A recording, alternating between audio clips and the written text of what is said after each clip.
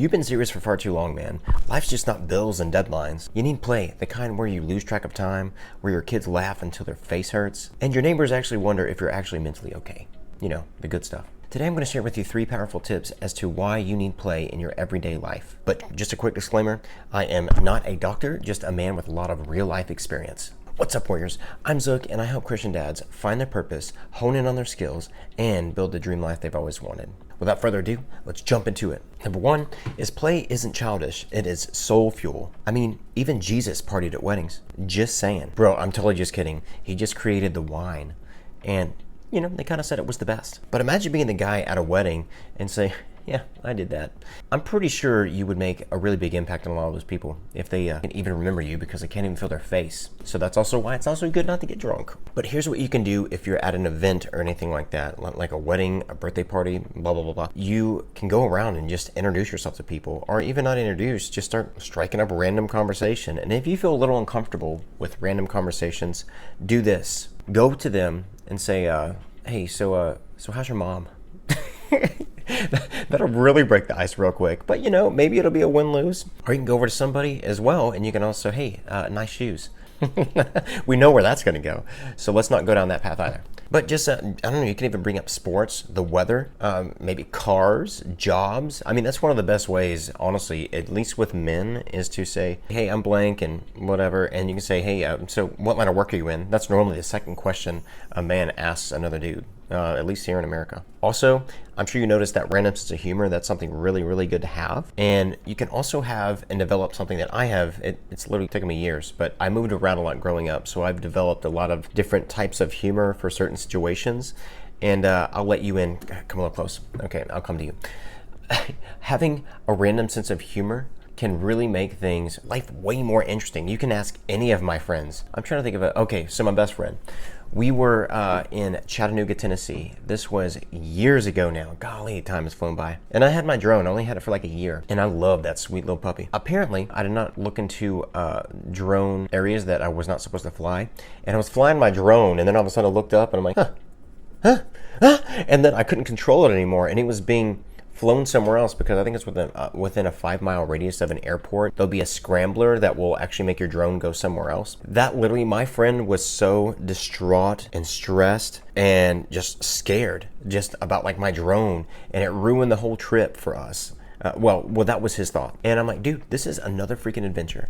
Even if I lose that drone, just the fact, for one, we get to hang out. For 2, we get to go on a freaking treasure hunt to find this treasure. We already actually know what it is, and hopefully it didn't go in the river. We were right by the massive raging river. And you know what, we went to different parts of Chattanooga we never thought existed. There was this really cool German cafe. I don't even remember if we went in there, but there was a German cafe. I've never seen one of those, and I didn't even know they were in Tennessee. As we went further along, we came across this art. It was like an outdoor art exhibit type deal, and I'm like, there's my drone. It landed on the pristine grass. I mean, right in the blazing sun. Luckily, I got to it before it melted, and it was awesome. I looked around, and then I stepped over the little gate that's supposed to keep people out, but I mean, it's a gate like the size of a little chihuahua. What do you expect? And I walked on the exhibit, I looked around, grabbed it, and then I was like, I just ran off. But that made an extraordinary trip from that random scenario, using my random sense of humor. Literally, I adapted over time, and in that situation, it was amazing. You never know where your humor can take you in moments like that, or events. And now this is gonna lead us to step 2. What does play actually do to your brain? Dopamine and creativity is the relational glue. AKA, you're gonna be a less grumpy, stubborn old man dad. Okay, no, you're not an old man, but sometimes we act like we are freaking old, and I'm like, dude, you're in your 30s, 40s, 50s? Dude, you're not that old. I mean, yeah, the average age, I think, in America for men is like 78 or so, but that's not for everybody. I mean, just live a healthy life. And you can do that by starting with this, having fun in everyday life.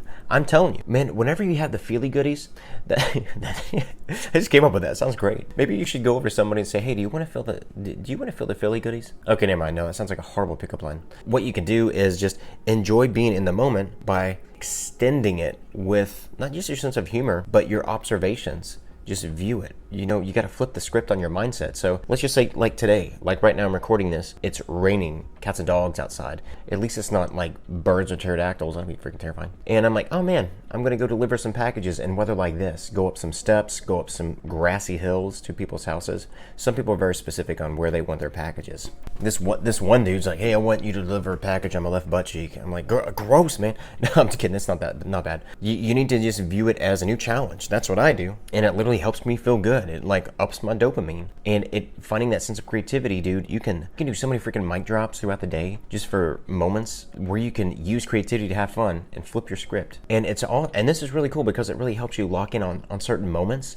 So if you have time to spend with your kids and you're so burnt out and stressed from work, what you can do is challenge yourself or plan for something challenging. Something I like the idea of, because I came across it in some guy's book, where you're literally able to slow down time by doing specific kind of challenges. And that helps you feel good because you can literally stretch out the moments that you get to spend with your wife or with your kids, with family, even with friends, by doing physical activity. I love doing extreme hikes. Not backpacking, I'm not to that level yet. And now, you know, I have a family and they're of really young ones, so they can't do any of that yet. Do some light planning, but don't do all the planning. It's good to have some gray areas where you can just improvise, because too, that can really help the moment seem more raw, and it can really help it last. At least that's something that I learned. But there were so many moments, back to that Chattanooga trip that I took with my buddy, and that wasn't unknown. You know, my drone flying away, running away like a freaking kid at a candy store.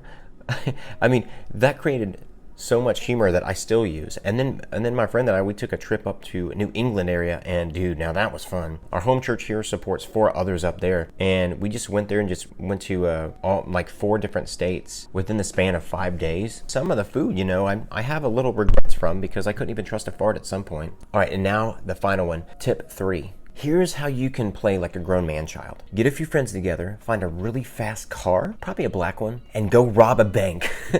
Okay, bro, just kidding. Please don't take that for cereal. You can have game night. You can do like bike rides. I mean, you have your local greenway where you can also come across other people. Or you can get you and your kids together and you go to Walmart and have a water balloon fight with strangers. That'd be a great turnout. Okay, no, don't do that last one. And here is a bonus tip for you. Laugh until your face hurts, especially if you're having like a really hard day. And I promise you, this sounds freaking weird as crap. I don't even know if crap can be weird because it's something natural. But just say...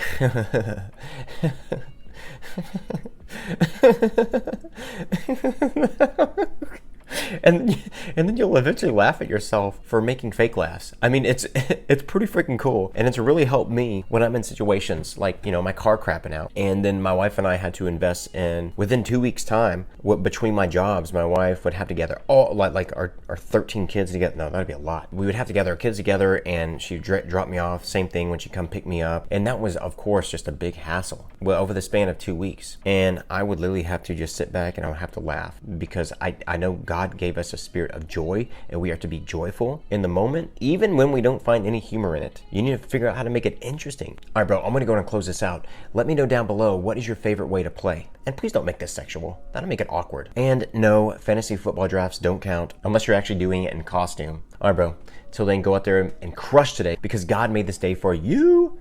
Peace.